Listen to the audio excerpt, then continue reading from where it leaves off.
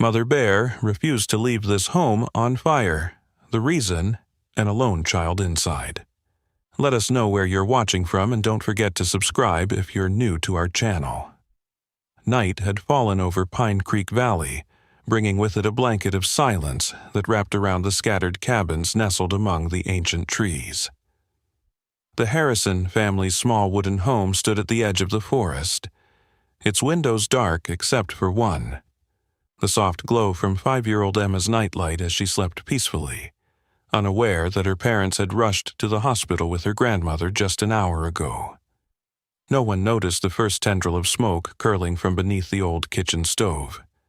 No one heard the quiet pop of aged wiring finally giving way. No one saw the tiny ember that landed on the frayed kitchen rug, slowly growing from orange speck to hungry flame. In the nearby woods, a large brown bear named Luna by local rangers moved quietly through the underbrush with her young cub.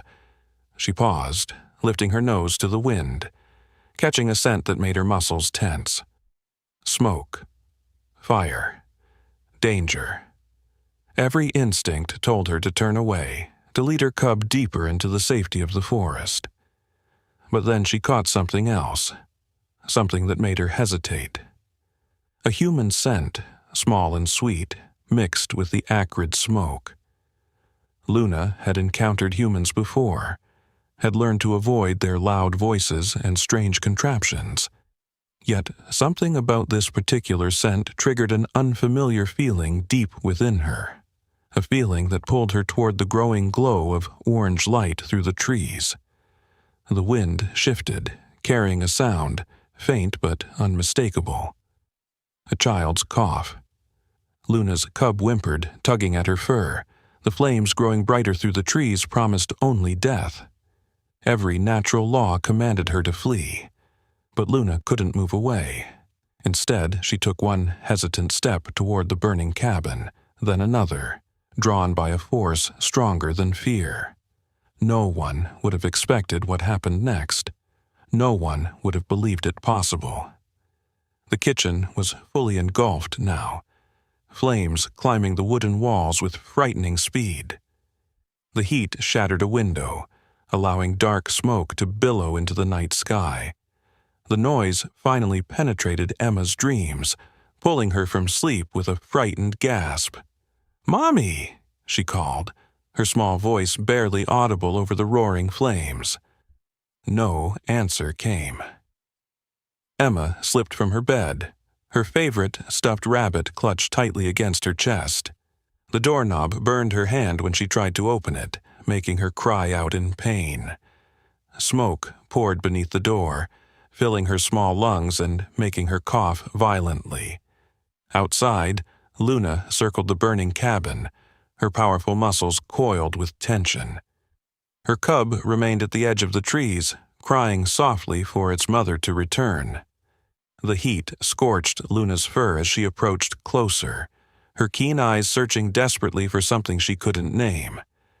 A tiny movement caught her attention, a flash of pale skin and terrified eyes at a second-floor window. The child was trapped, with flames already climbing the stairs behind her.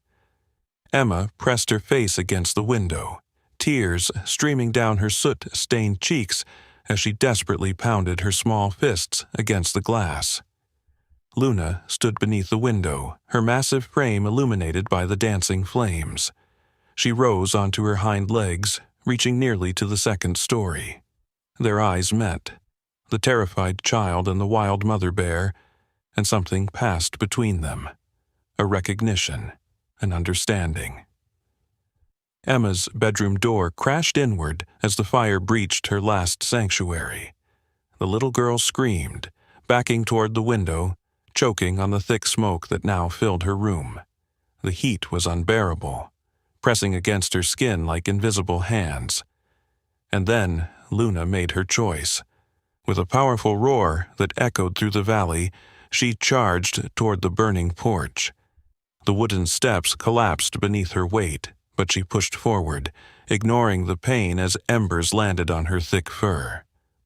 Instinct screamed at her to run, to save herself and her waiting cub. but something stronger than instinct drove her forward. The front door was already partially burned through. Luna slammed her massive body against it once, twice, 3 times, until it gave way in a shower of burning splinters.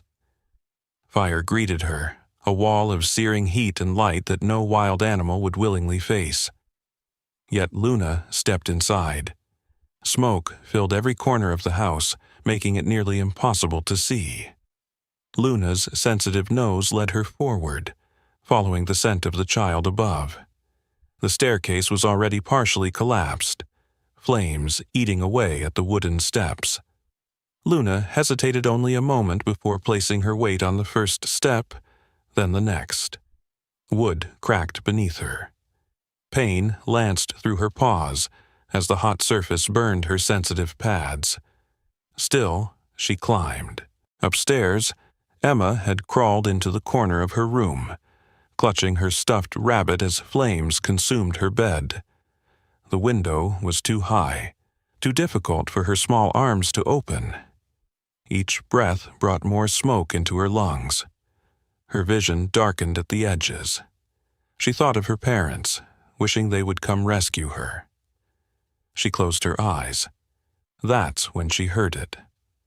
A strange, huffing sound, followed by the crash of something large moving through the burning hall outside her room. Emma's eyes flew open as her door frame filled with an impossible sight.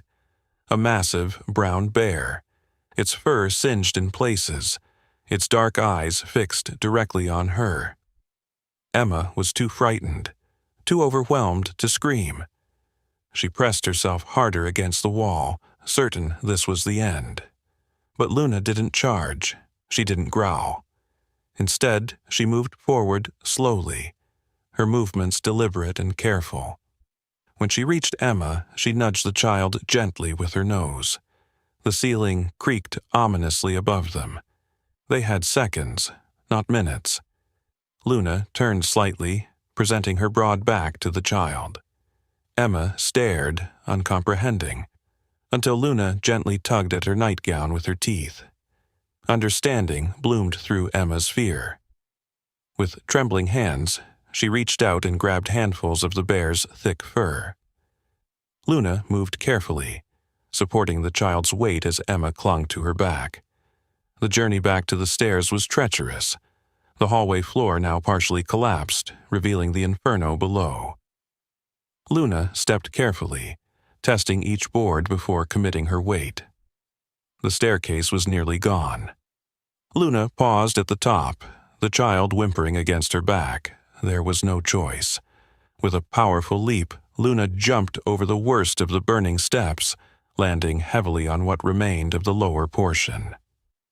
Wood cracked and gave way beneath her, but her powerful legs pushed forward, propelling them toward the open front door. Just as they reached the threshold, a massive beam crashed down behind them, sending a shower of embers into the night. Luna burst from the burning house, the child still clinging desperately to her back, both of them covered in soot and gasping for clean air. Luna moved away from the intense heat, carefully crouching to allow Emma to slide from her back onto the cool grass. The little girl collapsed, coughing violently, her nightgown singed and her hair matted with soot. But she was alive. In the distance, sirens wailed. Neighbors had seen the flames and called for help. Luna's cub called anxiously from the forest edge. The bear looked from her cub to the child, torn between two powerful instincts. Emma looked up at the massive creature that had saved her life, her eyes wide with wonder through her tears. She reached out one small, trembling hand. "Thank you," she whispered. Headlights cut through the smoke-filled night as Emma's parents' car skidded to a stop at the end of their driveway. Sarah and Michael Harrison leaped from the vehicle, their faces masks of horror, as they took in the sight of their home consumed by flames. "Emma!" Sarah screamed, her voice breaking. "Emma!" Then they saw her, a small figure sitting in the grass away from the burning house. But she wasn't alone. towering above their daughter was the massive form of a wild bear. Michael grabbed his wife's arm, stopping her mad dash forward. "Oh my God," he whispered. They watched, frozen in disbelief, as the bear leaned down and gently nudged their daughter with its nose, as if checking that she was all right. Emma's small hand reached up to touch the bear's muzzle in a gesture so tender, defied understanding. Then, with one final look at the child she had saved, Luna turned and lumbered toward the trees where her cub waited. She paused at the forest's edge, looking back one last time at the burning house, at the child now being swept into her parents' arms, at the approaching flashing lights of fire trucks and ambulances. Sarah and Michael clutched Emma between them, sobbing with relief as they checked her for serious injuries. Through her tears, Emma pointed toward the retreating bear. "She saved me, Mommy," she said, her voice hoarse from smoke. "The bear lady carried me out." The adults exchanged bewildered glances, assuming shock and fear had confused their daughter, but Emma knew what she had experienced. As paramedics wrapped her in a blanket and placed an oxygen mask over her face, she kept her eyes fixed on the spot where Luna had disappeared into the forest. News of the event spread quickly through Pine Creek Valley. Forest rangers investigated the strange story, finding large paw prints inside what remained of the burned house. They discovered bear fur on the remnants of the staircase and Emma's clothing. The impossible had happened. In the weeks that followed, Emma drew picture after picture of her bear. She insisted on keeping a scorched, stuffed rabbit, the one she had been clutching when Luna found her, even though her parents offered to buy her a new one. "The bear lady might not recognize me without it," she explained seriously. Wildlife experts and psychologists came to interview the family. Some suggested that Emma had crawled out herself and imagined the bear in her traumatized state. Others proposed that the bear had entered the house seeking food and accidentally helped the child. Few could accept the simplest explanation, that something profound had occurred that night, something that transcended natural laws and species boundaries. 3 months after the fire, the Harrison family moved into a new home, built farther from the forest's edge. Emma's room faced the woods, at her insistence. Each night, she placed her treasured scorched rabbit on the windowsill. "In case she comes to visit," she told her parents. Michael and Sarah exchanged worried glances but said nothing. How could they explain the complexity of wild animals to a child who believed with absolute certainty that one had saved her life? Then came the morning when Emma rushed into the kitchen, her eyes wide with excitement. "She came," she exclaimed. "The bear lady was outside my window." Michael humored his daughter, following her to her bedroom. He expected to find nothing, perhaps a deer or raccoon tracks at most. Instead, he found himself staring at unmistakable bear prints in the soft earth beneath Emma's window, and beside them, smaller prints, a mother and cub. On the windowsill, Emma's scorched rabbit had been moved, turned to face the forest.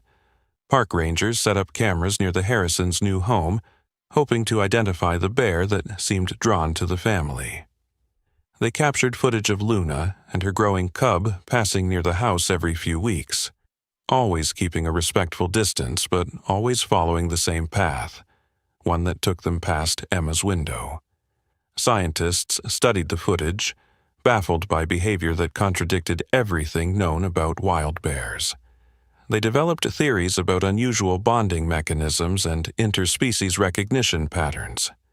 They published papers and held conferences. But Emma understood something the scientists couldn't quantify. On her 7th birthday, sitting on her father's shoulders at the forest edge, watching from a safe distance as Luna and her cub foraged for berries, she whispered, "She remembers me because I remember her." Sarah, overhearing, knelt beside her daughter. "What do you mean, sweetheart?" Emma's answer was simple but profound. The bear lady knew I was somebody's baby, just like her cub. Mommies save babies, that's just what they do. The rangers eventually named the unusual bear pair Luna and Star in their tracking records, but to the locals of Pine Creek Valley, they became known simply as Emma's Angels. Years passed. Emma grew from a curious child into a thoughtful teenager. The story of her rescue became something of a local legend, retold around campfires and in school projects about local wildlife. Some believed it, some didn't. Emma didn't mind either way. She knew the truth. On her 16th birthday, Emma announced her intention to study wildlife biology. No one was surprised. Her bedroom walls were covered with bear photographs and conservation posters. Where other teenagers had posters of celebrities, Emma had maps showing bear migration patterns. Luna was older now, her movements slower, her fur graying around the muzzle. Her cub had grown and left to establish its own territory, as nature intended. But still, every few weeks, the aging bear would make her way past the Harrison home, pausing briefly near Emma's window before continuing on her way. The last time Emma saw Luna was the night before she left for college. Unable to sleep with the excitement and anxiety of her impending departure, she stood at her window, gazing out at the forest she had come to love. A movement caught her eye, the familiar silhouette of a bear, standing at the edge of the trees. Emma stepped outside, ignoring her parents' long-standing rule to never approach the bears. She kept her distance. She wasn't foolish, but close enough to speak softly. "I'm leaving tomorrow," she told Luna, feeling only slightly silly for talking to a bear. "I'm going to learn how to help animals like you. Because of you." Luna watched her with those intelligent dark eyes, the same eyes that had found Emma in a smoke-filled room 11 years earlier. Then, with what seemed like deliberate slowness, the bear raised her head toward the star-filled sky and released a soft, rumbling sound. Not a roar, not a growl, but something uniquely hers. A goodbye. 20 years later, Dr. Emma Harrison stood before an auditorium filled with conservation scientists and wildlife advocates. Behind her, a large screen displayed the title of her groundbreaking research, Cross-Species Empathy, Redefining Our Understanding of Animal Consciousness. The conventional wisdom has always been that animals operate solely on instinct, Emma began, her confidence born from years of fieldwork and research. But my work suggests something more complex is at play. Animals, particularly mammals with complex social structures, demonstrate behaviors that can only be described as empathy, compassion, and even self-sacrifice. She clicked to the next slide, showing a photograph of an aging female bear.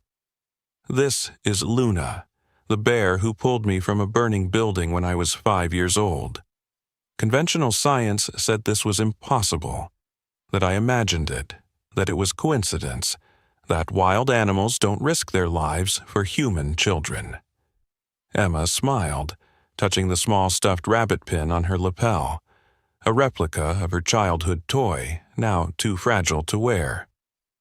"Luna taught me that we have only scratched the surface of understanding animal consciousness. My research team has documented hundreds of cases of interspecies intervention. Dolphins supporting drowning humans, elephants protecting injured antelope from predators, primates adopting orphaned animals of different species. These aren't anomalies or coincidences. They represent a fundamental truth we have been too arrogant to see." She paused, looking out at the audience. "Animals know more, feel more, and understand more than we have given them credit for. And it's time we started listening to what they've been trying to tell us." After the standing ovation, after the questions and congratulations, Emma stood alone on the balcony of the conference center. The facility bordered a national forest, one of the reasons she had chosen it for her presentation.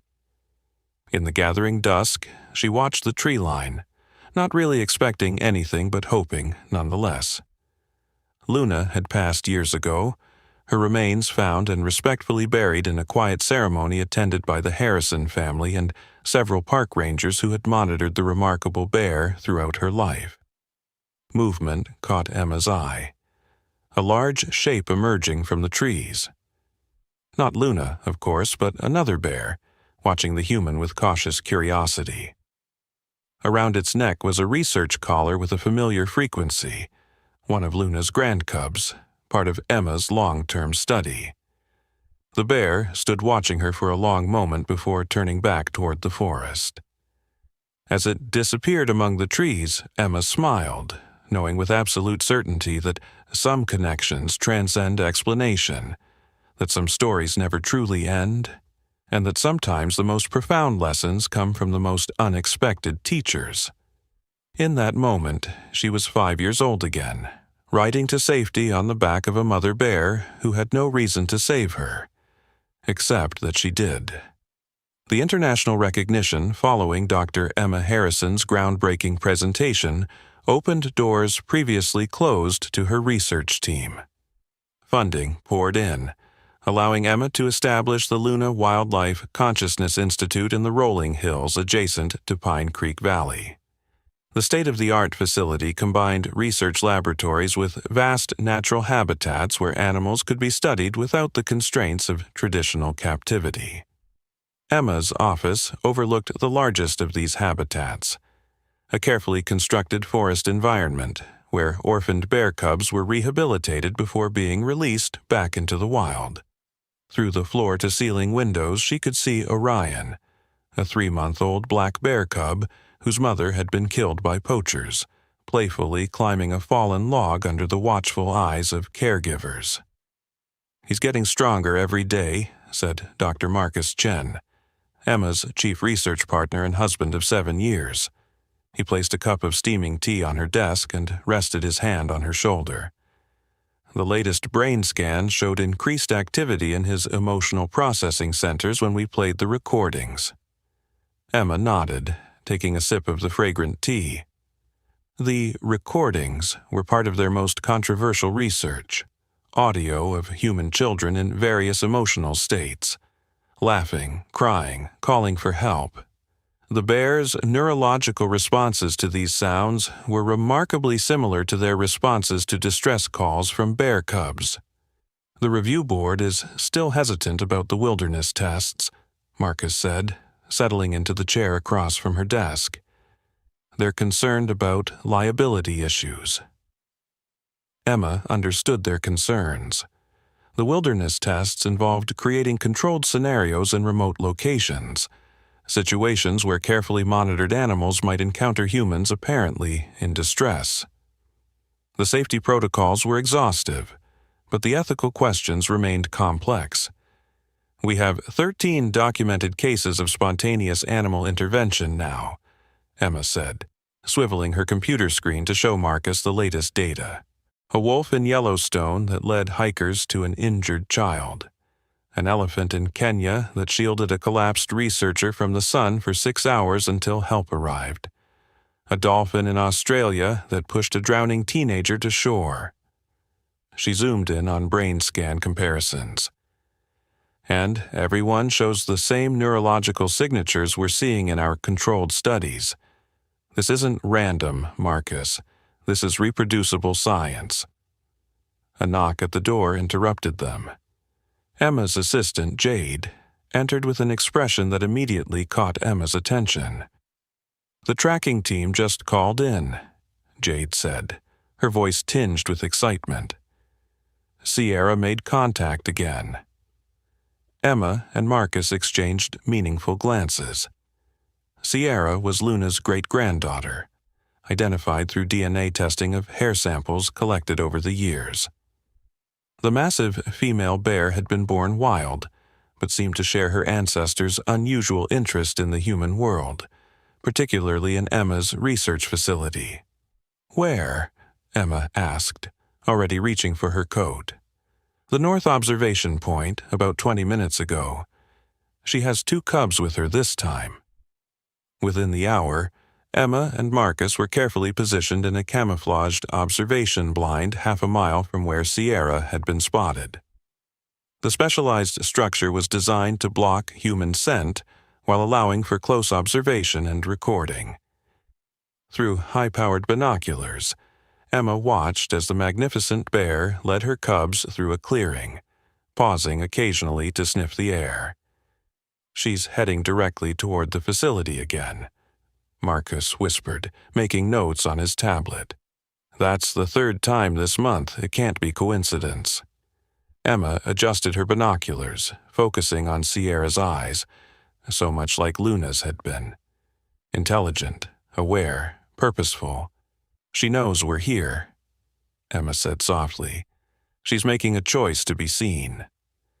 As if hearing her words, Sierra suddenly stopped and turned her massive head directly toward their blind.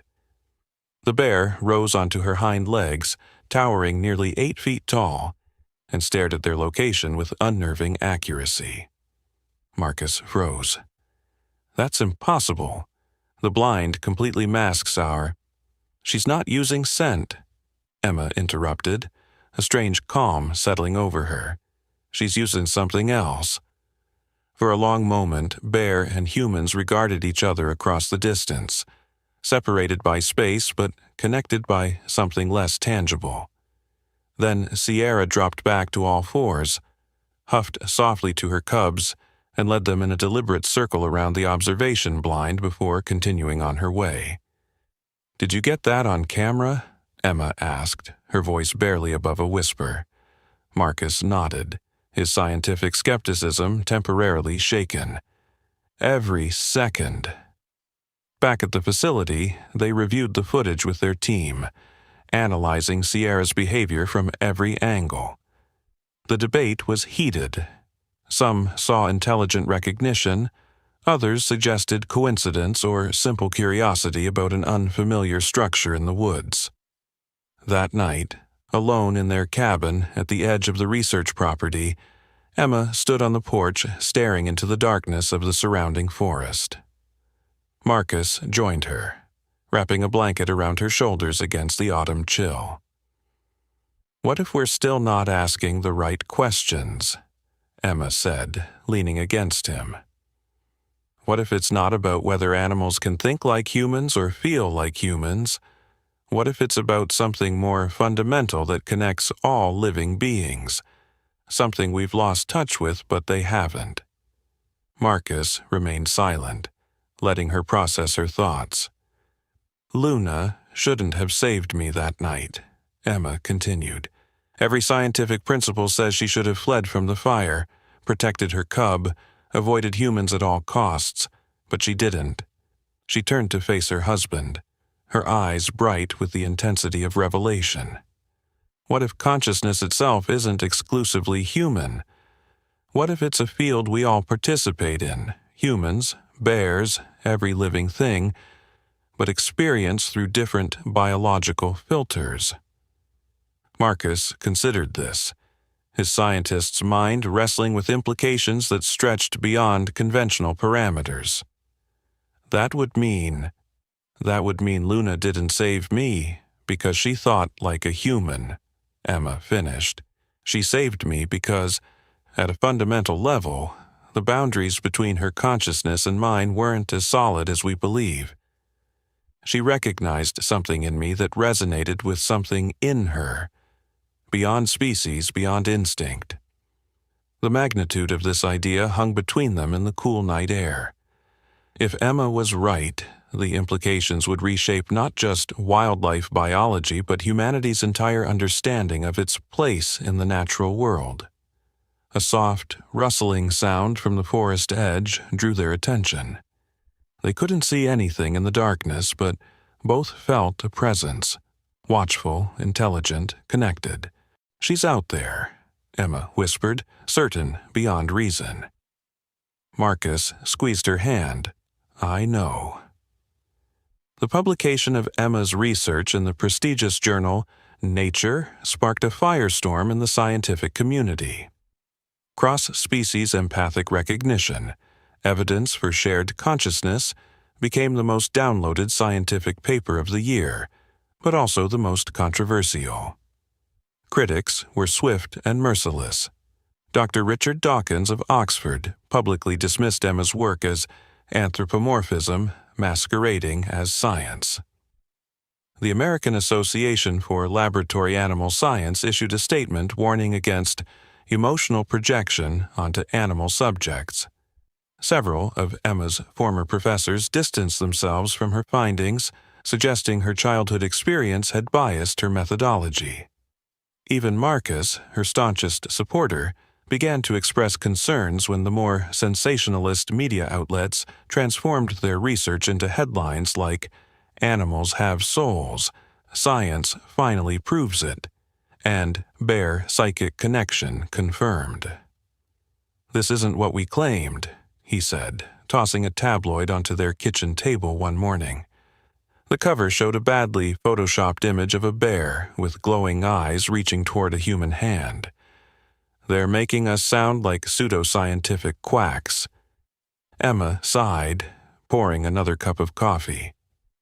The paper was clear about the limitations of our findings. We never used words like soul or psychic. "It doesn't matter," Marcus replied, his frustration evident. "Perception is reality in academia. The Cambridge team is already publishing a rebuttal, and 3 major universities have declined our requests for research collaboration." The pressure mounted when Emma's research grant came up for renewal. The review committee, once enthusiastic about her work, now seemed hesitant, requesting additional verification of her methods and more conservative interpretation of her results. After a particularly difficult meeting with university administrators, Emma found herself sitting alone in her car in the parking garage, fighting back tears of frustration. Her phone buzzed with a text from Marcus. "Don't forget. Conference call with Tokyo researchers at 4. They still want to collaborate." Emma started the engine but didn't immediately drive away. Instead, she pulled up the photo gallery on her phone, scrolling to the folder she kept hidden from everyone, even Marcus. Inside were the photos and videos that never made it into her official research, the more personal connections with Luna and her descendants over the years. One video in particular always centered her. Taken on her father's phone when Emma was 10, it showed her sitting cross-legged at the edge of their property, reading aloud from a children's book. In the background, partially obscured by foliage but unmistakably present, Luna and her then adolescent cub listened, their postures relaxed, their attention focused on the small human and her story. The file was time-stamped and geotagged, indisputable evidence of behavior that defied conventional wildlife biology. Yet Emma had never included it in her research.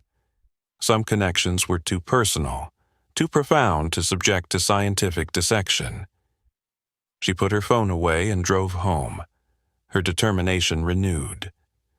The scientific establishment might question her conclusions, but she knew what she had experienced, what she continued to experience in her work with bears and other mammals. The data supported her, even if the scientific paradigm wasn't ready to shift. At home, she found an unexpected visitor waiting in the driveway, Dr. Elizabeth Woodward, the renowned primatologist whose work with bonobo communication had revolutionized understanding of ape cognition. "Your security is terrible," Elizabeth said by way of greeting, extending her hand. "I've been sitting here for 20 minutes, and no one asked why a stranger was lurking outside your house." Emma smiled despite her exhaustion. She had admired Elizabeth's work for years, but had never met her in person. "Our security is 4-legged and currently tracking you very effectively," she replied, nodding toward the tree line where a research station monitored wildlife movements around their property.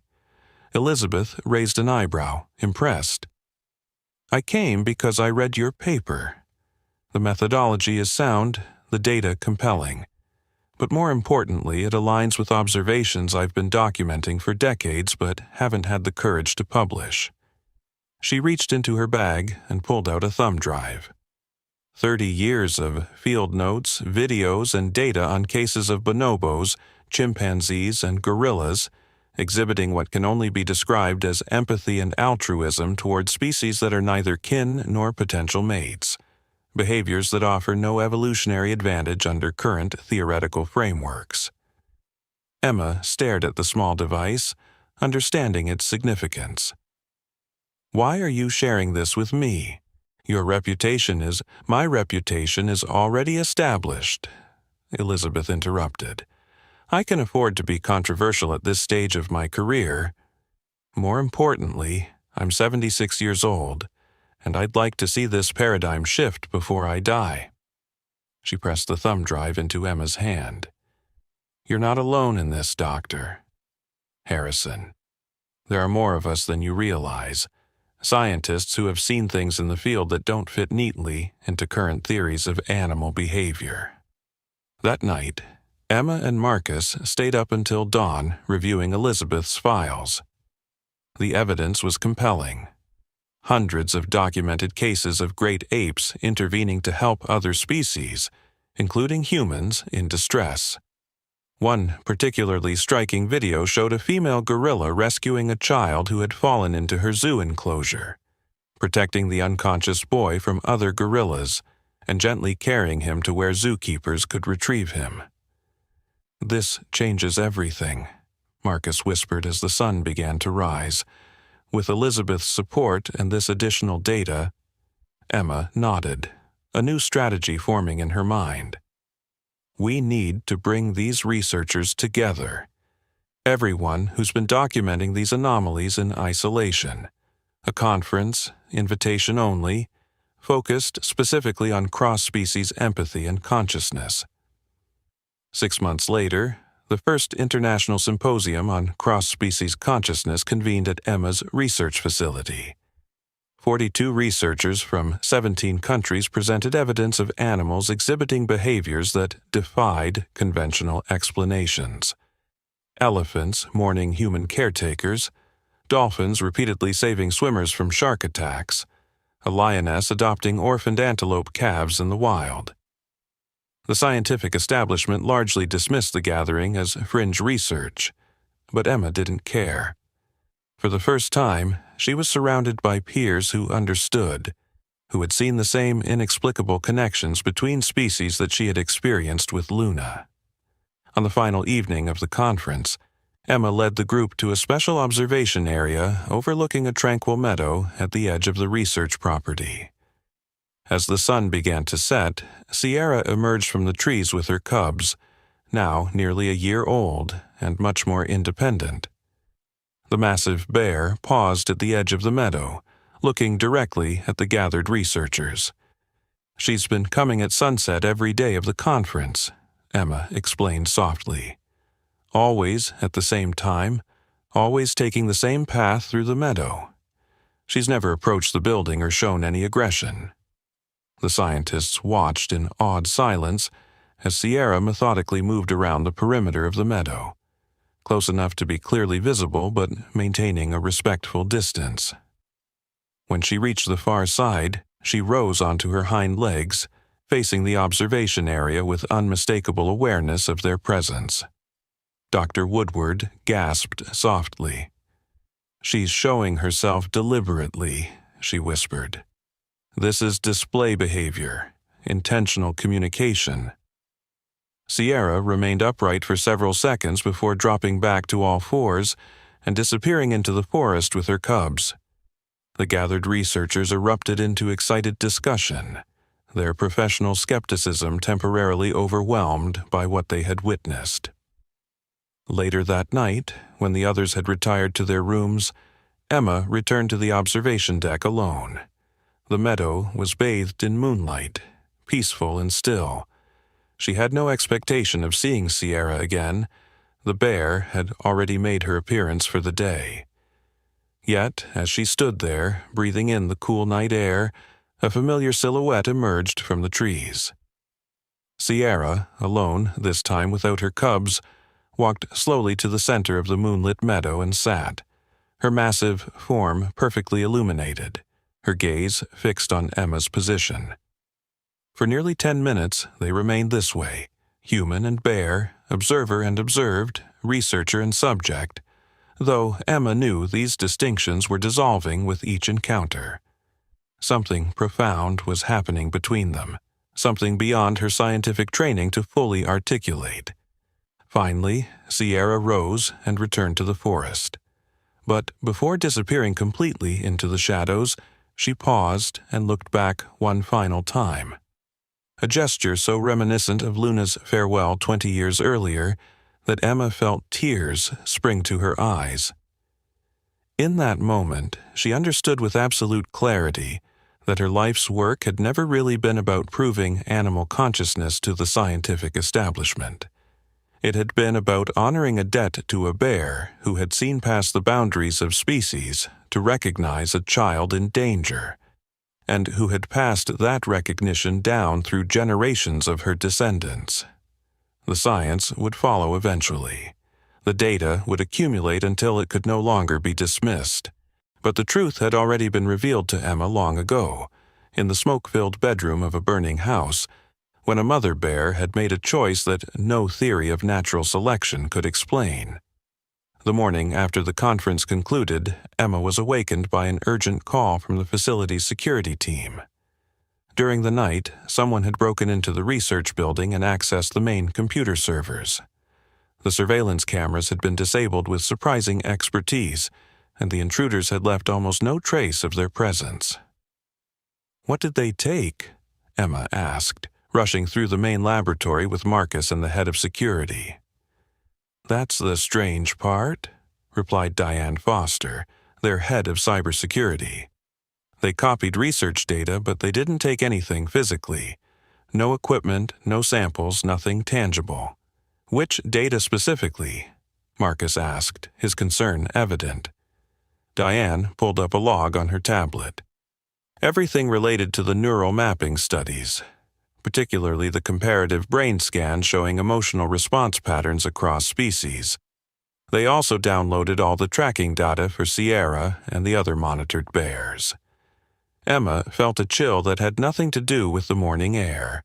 Someone wanted her research badly enough to commit felony breaking and entering, but why? The answer came 3 days later, when Emma received a call from an unlisted number. The man on the line identified himself only as Dr. Reynolds, claiming to represent a private research foundation with interests aligned with Emma's work. "We apologize for the unorthodox method of acquiring your data," the voice said, smooth and unapologetic. "But after your organization declined our official requests for collaboration, we were forced to pursue alternative approaches." "You committed a crime," Emma replied coldly. "I've already filed a police report."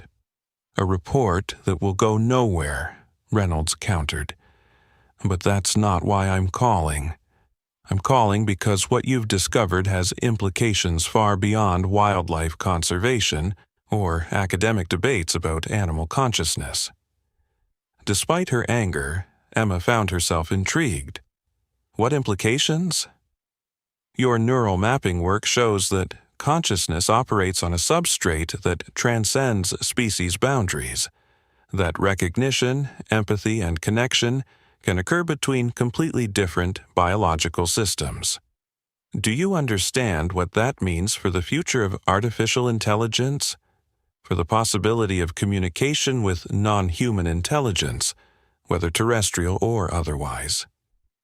Emma realized with growing unease where this was heading. "You're with the military research division that approached us last year, the one developing autonomous combat systems." "Our interests are more diverse than that," Reynolds replied, neither confirming nor denying. "But yes, understanding how consciousness operates across biological boundaries has significant defense applications. If machines could be developed with the capacity for cross-species empathic recognition that your bear demonstrated—" "Luna didn't save me because of some generalizable neural algorithm," Emma interrupted, her voice sharp. This isn't something you can code into a weapon system. Perhaps not yet, Reynolds conceded. But your research suggests pathways we hadn't considered. We'd like you to join our team as a consultant. The compensation would be substantial, enough to fund your wildlife research for decades without the constant struggle for grants and academic approval. The offer was tempting in its way. Emma thought of all the good she could do with unlimited research funding. The conservation projects she could support, the habitats she could help protect, but the cost was too high. I'm not interested in helping create empathic killing machines, she said firmly, and if you approach me or my facility again, I'll go public with everything I know about your organization and its methods.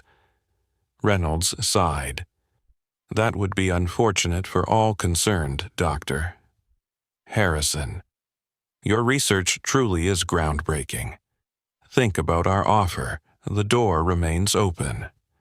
The line went dead, leaving Emma with a deep sense of foreboding.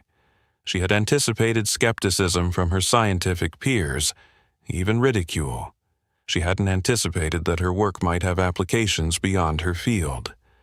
Applications that could be weaponized.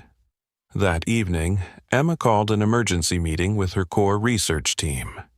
She explained the situation without hiding her concerns, then looked around at the faces of people who had dedicated their careers to understanding and protecting wildlife. We need to make a decision, she said. We can continue publishing openly and risk having our work co-opted for purposes we never intended. Or we can become more selective about what we publish and who has access to our complete findings. The debate was intense. Some team members argued that scientific knowledge belonged to humanity and should never be withheld. Others pointed out that the history of science was filled with discoveries that had been weaponized against their discoverers' wishes. There's a third option, said Dr. Nadia Patel, their neurobiologist. We focus our research specifically on the aspects of cross-species consciousness that promote empathy, cooperation, and mutual recognition, but deliberately avoid the neural mapping techniques that could be adapted for machine learning or AI development. Self-censorship, Marcus said, frowning. Ethical boundaries, Nadia corrected. Every scientific field has them. The discussion continued late into the night, but by morning, a consensus had emerged. The Luna Institute would continue its research into cross-species consciousness, but would shift its focus toward applications in conservation, habitat protection, and improved human-wildlife coexistence. The neural mapping studies would be suspended indefinitely. It was a difficult decision for Emma, who believed deeply in the pursuit of knowledge for its own sake. But when she walked through the rehabilitation area later that day, watching Orion and the other rescued cubs exploring their environment with curiosity and increasing confidence, she knew it was the right choice. Some knowledge came with too great a responsibility to be shared indiscriminately. Luna had taught her that consciousness created connection, and connection created obligation.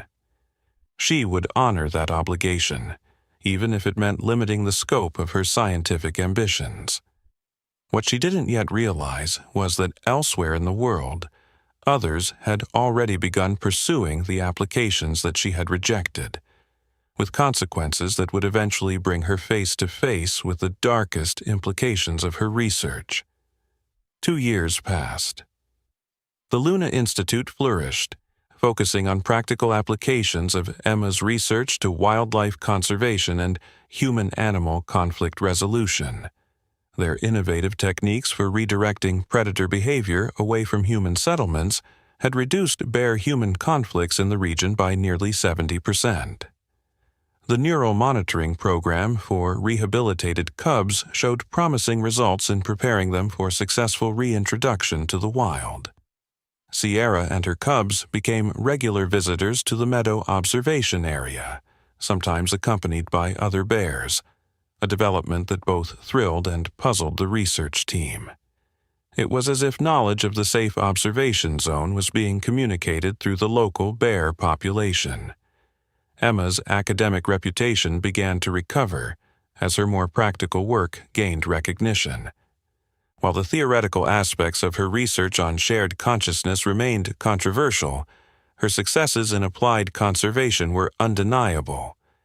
Then, on a crisp autumn morning, Emma received an urgent call from Dr. Elizabeth Woodward. The elderly primatologist's voice was tight with concern. "Have you seen the announcement from GenCore Biosystems?" she asked without preamble. Emma hadn't. She'd been in the field since dawn, monitoring Sierra's newest cubs as they learned to fish in the facility's rehabilitation stream.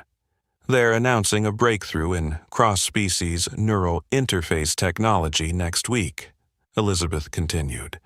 The press release mentions building on recent discoveries in wildlife neurobiology to create the first functional communication bridge between human and non-human consciousness. Emma felt the blood drain from her face. GenCore. They're the biotech division of the same military contractor that broke into your facility 2 years ago, Elizabeth confirmed grimly. They've been very quiet about their research until now, but this announcement suggests they've succeeded where you deliberately stopped. The implications were chilling. Emma had suspended her neural mapping research specifically to prevent this kind of application. If GenCore had developed technology based on her stolen data that could interface directly with animal consciousness. "We need to see what they've actually developed," Emma said, her mind racing. The press release could be exaggerated. "I've already thought of that," Elizabeth replied. "The announcement is being made at the International Tech Summit in San Francisco next week. I've arranged press credentials for you through my foundation. You can attend the demonstration anonymously." 6 days later, Emma sat in the back row of a packed auditorium at the Moscone Center, her press badge identifying her as a representative of the Woodward Wildlife Foundation. On stage, Dr. James Reynolds, the same man who had called her 2 years earlier, was making a slick presentation about the revolutionary potential of GenCore's new technology. "For centuries, humans have wondered what animals are thinking," Reynolds told the enthusiastic crowd. "Today, we're taking the first step toward actually finding out." A video began playing on the massive screen behind him, showing a laboratory setting where a chimpanzee sat calmly, wearing what appeared to be a specialized headset. A researcher wearing a similar device sat across from the chimp. "What we're witnessing is the world's first direct neural communication between human and non-human primate," Reynolds narrated as the video continued.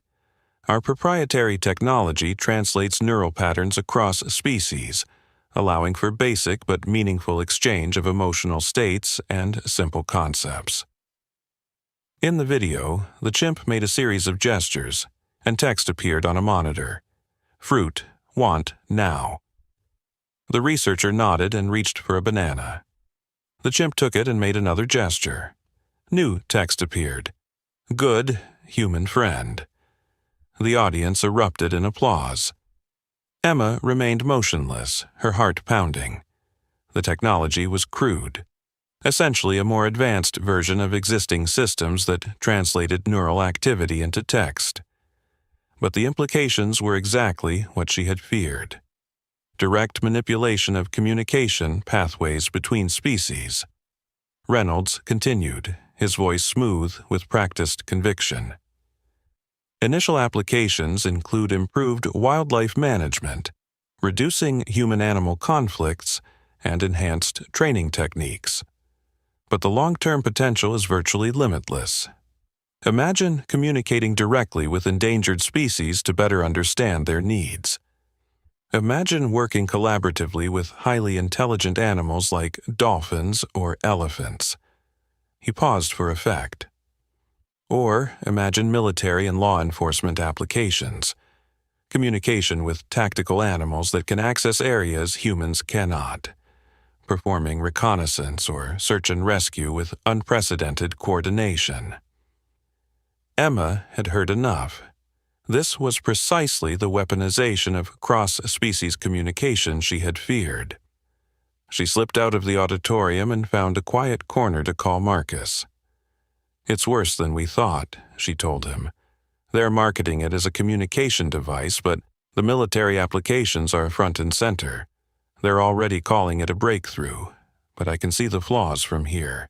They're forcing simplified human language patterns onto non-human neural structures." "Can you challenge them?" Marcus asked. "Publicly question their methods?" Emma considered this. "Not without revealing my identity and potentially facing legal action for the very public accusation that they stole our research. And their technology is just close enough to working that most people won't understand the profound ethical issues." She rubbed her temples, feeling the beginning of a headache. "The worst part is that they're right about the basic concept. Cross-species communication is possible. I've experienced it firsthand with Luna and Sierra, but it doesn't work through imposed language structures and neural interfaces. It works through genuine connection, through recognition of shared experiences and emotions." As she ended the call, Emma noticed a man watching her from nearby, one of Reynolds' assistants from the presentation. Before she could move away, he approached her.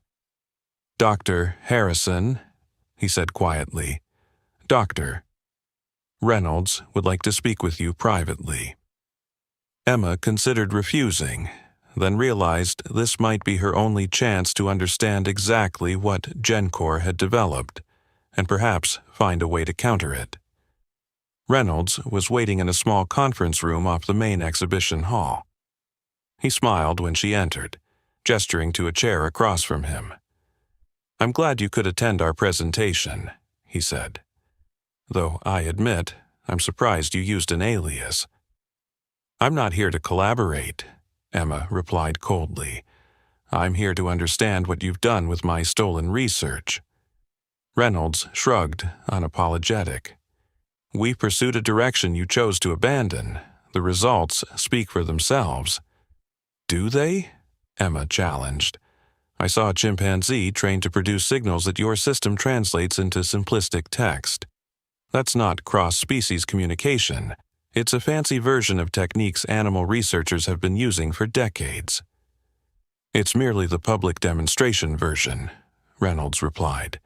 "The classified systems are considerably more advanced. But that's not really why I wanted to speak with you." He leaned forward, his expression suddenly serious. "We've encountered anomalies in our field tests that align with your more theoretical work on shared consciousness fields. Effects we can't explain through conventional neurobiology." Despite herself, Emma was intrigued. "What kind of anomalies?" "Subjects influencing each other without the interface technology active. Long-distance effects that shouldn't be possible. And most interestingly, specific animals seeking out our research facilities, approaching our testing areas instead of avoiding them." Emma felt a chill run through her. The behavior he was describing sounded eerily similar to Sierra's regular appearances at their observation meadow. "We believe you've discovered something far more significant than even you realize," Reynolds continued. "Not just cross-species empathy, but a fundamental property of consciousness itself, one that operates independently of our current understanding of physical limitations. We want you to help us understand it." Emma studied him carefully. "Why would I help you weaponize that understanding?" "Because if you don't help us understand it properly, we'll continue developing applications based on incomplete understanding, with potentially unforeseen consequences." His eyes met hers directly. "You've experienced something profound with these bears, Doctor Harrison. Something that changed the course of your life. Don't you want to understand what really happened that night?" The question struck at the heart of Emma's decades-long quest. Despite all her research, despite all she had learned about animal cognition and behavior, the fundamental mystery remained: why had Luna saved her? What connection had formed between them that defied natural law and scientific explanation? For a brief moment, Emma was tempted by Reynolds' offer: access to resources and technology that might finally answer the question that had defined her life. Then she remembered the chimpanzee in the video, fitted with invasive technology designed to force its consciousness into human-readable patterns. She thought of Sierra and her cubs, approaching the observation meadow of their own volition, communicating in their own way on their own terms. "I already understand what happened," Emma said, rising from her chair. "Luna recognized something in me that transcended the boundaries between our species, something your technology will never capture because you're trying to control the connection rather than honor it." Reynolds' expression hardened. "That's a romantic notion, Dr. Harrison. But we're developing this technology with or without your input. The only question is whether it will be informed by your full understanding." "There are some things technology can't interface with," Emma replied. "Some connections that have to be formed through mutual recognition and respect. Luna taught me that, and I won't help you turn that lesson into a weapon." She turned to leave, then paused at the door. "One more thing, Doctor." "Reynolds, the bears you're trying to study with your technology, they're smarter than you think. And they remember." Emma left the conference and flew home that evening, her mind troubled by the implications of GenCore's technology. If they succeeded in developing even a crude form of neural interface with wild animals, the potential for exploitation was enormous.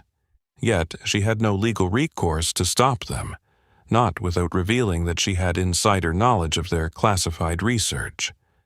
When she returned to the Luna Institute, she found Marcus and their team waiting anxiously for her report.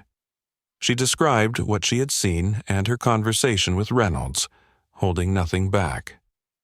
"So, what do we do now?" Dr. Patel asked when Emma had finished. Emma took a deep breath, coming to a decision that had been forming since her confrontation with Reynolds. "We change our approach. Instead of hiding our research on consciousness fields to prevent misuse, we publish everything. All our data, all our findings, all our theories. We make it open-source knowledge that belongs to everyone, not proprietary technology that can be weaponized by one corporation or government." The team looked at her in surprise. It was a complete reversal of their previous strategy. "If we publish everything," Marcus said slowly, "we can establish the ethical framework for its use at the same time, create a scientific consensus around responsible applications before the technology is fully developed." "Exactly," Emma nodded. "GenCore is operating in secrecy, developing applications without ethical oversight. By bringing everything into the open, we force the conversation about how this knowledge should be used, and we provide alternatives to their approach." Over the following months, the Luna Institute published a comprehensive series of papers detailing their research into cross-species consciousness, including the neural mapping studies they had previously withheld. The publications created a sensation in the scientific community, igniting intense debate about the nature of consciousness and the ethical implications of technologies designed to bridge species boundaries. GenCore attempted to discredit Emma's research, but the meticulous documentation and reproducible results spoke for themselves. Other research institutions began replicating her findings, confirming the existence of consciousness fields that operated beyond conventional neural networks. 6 months after her confrontation with Reynolds, Emma received an unexpected visitor at the Institute. Dr. Sophia Chen, the lead neurobiologist from GenCore's research team. "I resigned last week, Doctor," Chen told Emma without preamble. "After reading your papers, I couldn't continue with the direction our research was taking." She handed Emma a thumb drive. This contains documentation of animal welfare violations in GenCore's testing facilities, along with evidence that they deliberately used your stolen research data.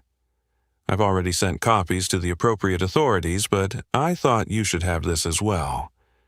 The evidence provided by Dr. Chen led to a federal investigation of GenCore's research practices, and eventually to the suspension of their neural interface program pending a complete ethical review.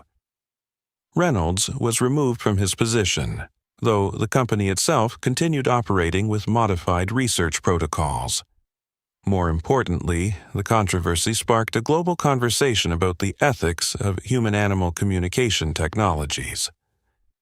New international guidelines were developed requiring that any such technologies be non-invasive, prioritize animal welfare, and respect the natural communication patterns of each species rather than imposing human linguistic structures.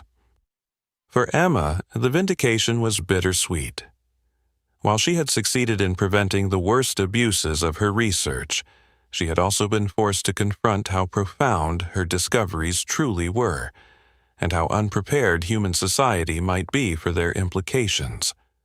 That understanding deepened on a snowy winter morning when Emma arrived at the Institute to find an unusual gathering in the observation meadow. Sierra was there with her cubs, as she often was. But this time, she was accompanied by 7 other adult bears, including 2 black bears that weren't even from the same species. The bears moved together in what appeared to be a deliberate pattern, pausing at specific points around the meadow before gathering in its center, directly in view of the observation area where Emma stood watching. "What are they doing?" Marcus whispered, having joined her at the window. Emma shook her head slowly, unable to articulate the intuition forming in her mind. The bears appeared to be communicating, not just with each other but with her.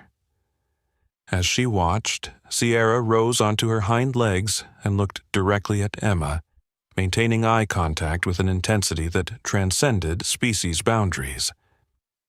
In that moment, Emma felt something she hadn't experienced since the night of the fire, a direct connection, a recognition that flowed both ways. Not words, not language, but something more fundamental. Awareness meeting. Awareness across the divide of different biological forms. "They know," Emma whispered, understanding washing over her like a wave. "They know what GenCore was trying to do. They know we stopped it." Marcus looked at her uncertainly. "Emma, that's—" "I know how it sounds," she interrupted. "But look at them, Marcus. This isn't random. They're acknowledging us." 10 years passed. Emma's hair had begun to show strands of silver, and the Luna Institute had grown into a globally respected research center with satellite facilities on 3 continents. Their non-invasive approaches to wildlife communication and conflict resolution had become the gold standard, transforming humanity's relationship with the natural world in subtle but profound ways. The winter morning found Emma sitting alone on the observation deck, wrapped in a thick blanket against the cold. Sierra was old now, her once glossy coat graying around the muzzle, her movements slower but still powerful. The bond between them had deepened over the years, transcending the barriers of species in ways that continued to defy scientific explanation. Today was different. Emma had known it from the moment she awoke, feeling a gentle but insistent pull toward the observation deck, a sensation she had learned to recognize over the decades since Luna first carried her from the burning house. Sierra emerged from the trees alone, moving with deliberate purpose toward the center of the snow-covered meadow. The massive bear paused, looking directly at Emma with those intelligent eyes that held generations of wisdom. And Emma understood. She descended from the deck, ignoring the strict safety protocols she herself had established, and walked slowly into the meadow. Behind her, she heard the alarmed voice of a research assistant calling her name, but she raised a hand to signal that everything was all right. Sierra watched her approach, motionless except for the cloud of her breath in the winter air, When Emma stood just 10 feet away, the bear lowered herself to the ground in a gesture that seemed almost ceremonial. "Thank you," Emma said softly, her voice carrying in the still morning air, "for everything you and your family have taught us." Sierra blinked slowly, a gesture Emma had come to recognize as acknowledgement.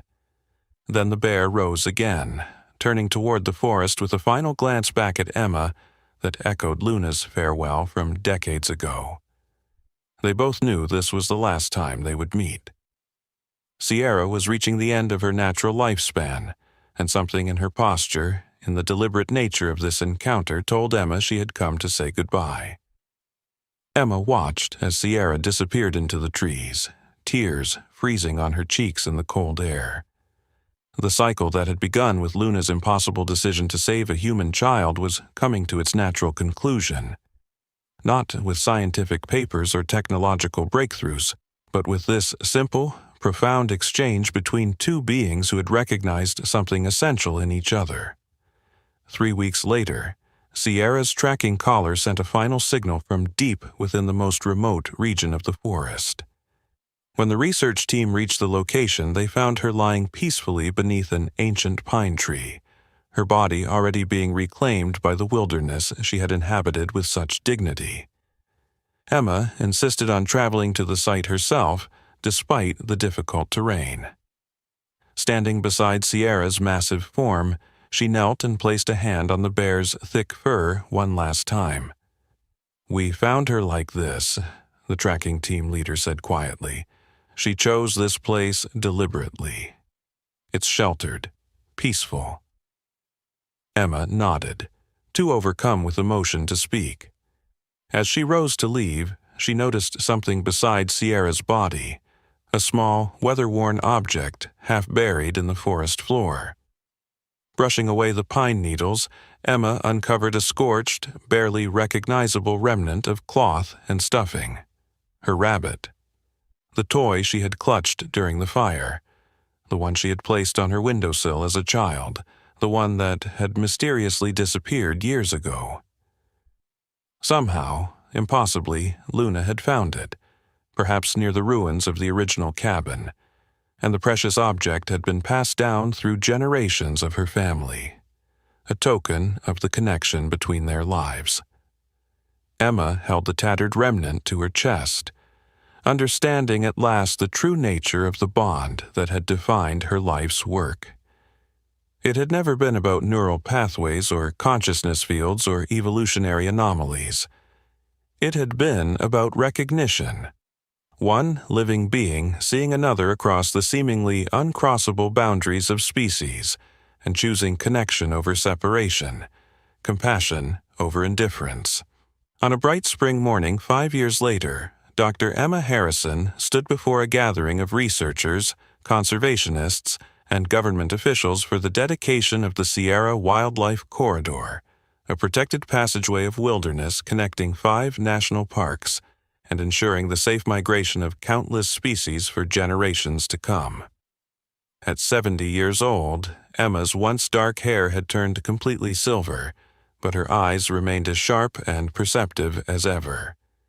She had retired from active research the previous year, passing leadership of the Luna Institute to her protege, Dr. Layla Dage, a brilliant young wildlife biologist whose own life had been saved by an elephant matriarch during a flash flood in Kenya.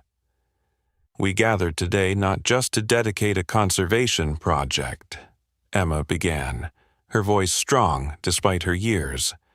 "We gathered to acknowledge a simple truth that took humanity too long to recognize. We are not separate from the natural world. We are part of it. One voice in a vast conversation that has been ongoing since life first emerged on this planet." She gestured to the majestic forest stretching behind her. "For most of human history, we believed ourselves to be alone in our consciousness, the only species capable of complex thought, emotion, and connection. We now know that was our blindness, not the truth of the world." Emma touched the small pendant hanging around her neck, a glass case containing a tiny scrap of the scorched rabbit, preserved as a reminder of where everything had begun. 45 years ago, a mother bear made a choice that defied every scientific expectation. She entered a burning building to save a human child who should have meant nothing to her. That choice set in motion a journey of discovery that has transformed our understanding of consciousness itself. She paused, looking out at the assembled crowd. We have learned that consciousness does not belong solely to humans, or even to what we call higher mammals. It flows through all living things, connecting us in ways we are only beginning to understand. The boundaries we perceived were illusions born of our limited perspective. A soft murmur rippled through the audience. A mix of scientists who had built careers on Emma's discoveries and skeptics who still questioned her more profound conclusions about the nature of consciousness. Some of you still doubt, Emma acknowledged with a gentle smile. That's good. Doubt is the engine of science. But I ask you to consider this. In the decades since we began studying cross-species consciousness, documented cases of animals acting to save humans from danger have increased 1,000-fold. Dolphins guiding stranded swimmers to shore. Elephants shielding humans from charging predators.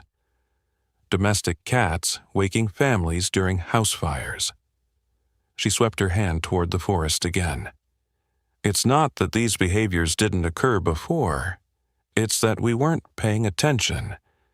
We explained them away as coincidence or anthropomorphism because they didn't fit our understanding of how the world should work.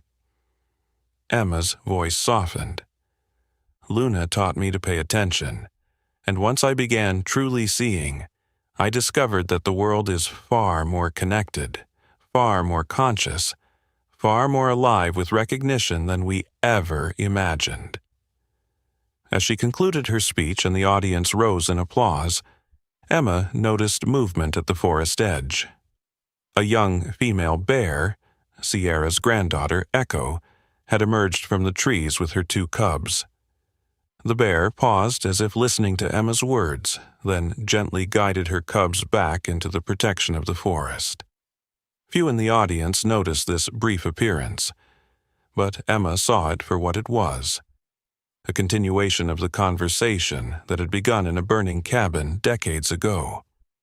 A reminder that some connections transcend explanation, existing in the space between established science and yet to be discovered truth. That evening, as sunset painted the mountains in gold and crimson, Emma sat alone on the porch of her small cabin near the Institute grounds. The scorched rabbit pendant rested in her palm, a tangible link to the moment that had defined her life. From the nearby forest came the distant sound of a bear calling to its cubs, a low, huffing sound that carried on the evening breeze. Emma closed her eyes, listening not just with her ears but with something deeper, something that Luna had awakened in her all those years ago. And in that moment of perfect stillness, the boundaries between human consciousness and the vast, interconnected awareness of the natural world seemed to dissolve completely. Emma felt what she had glimpsed as a child in Luna's eyes, what she had spent a lifetime trying to articulate in scientific papers and research grants and conservation policies. We are not alone in our awareness. We never were. The true miracle wasn't that a bear had saved a human child from a fire. The true miracle was that we are all part of the same vast tapestry of consciousness. Different threads, different colors, but woven together into a single, magnificent whole. Emma opened her eyes, tucking the pendant back beneath her shirt, close to her heart. The sun had set, but the forest remained alive with sounds, each one a voice in the ancient conversation of which humanity was just beginning to recognize itself as a part. "Thank you," she whispered to the gathering darkness. To the memory of a mother bear who had seen past the boundaries of species to recognize a child in need.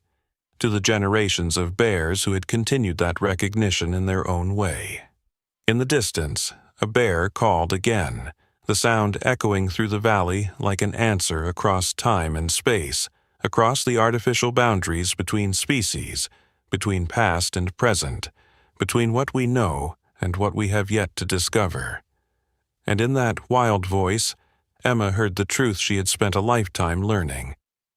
In a world of countless differences, it is recognition that binds us. In a universe of separation, it is connection that saves us.